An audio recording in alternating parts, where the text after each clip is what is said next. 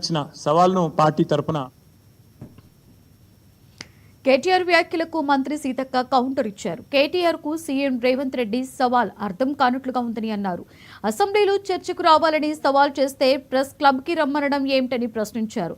Dead అయిన party dead line పెట్టడం విడ్డూరంగా ఉందని అన్నారు.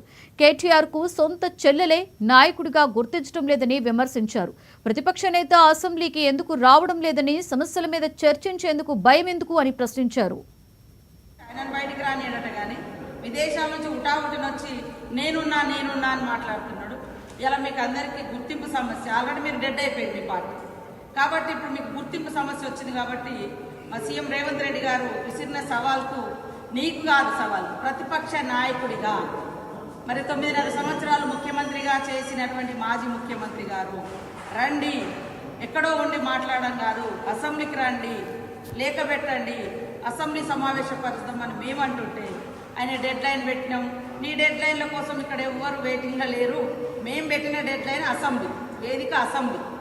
అసెంబ్లీకి వచ్చి ప్రజల సమస్యలు చర్చించాల్సినటువంటి అవసరం ఉన్నటువంటి ఒక ప్రతిపక్ష నాయకుడు బయటికి రాకుండా ఆయననేమో ఫామ్ హౌస్లలో ఉంటారు, మీరేమో విదేశాలలో తిరుగుతారు.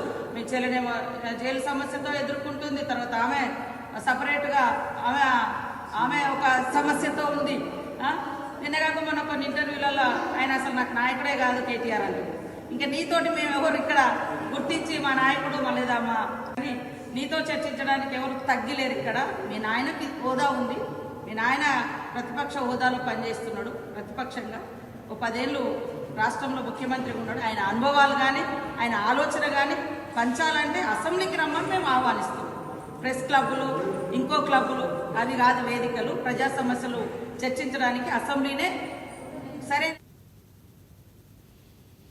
ఏపీ రాజధాని రెండో భూ విడత సమీకరణ కోసం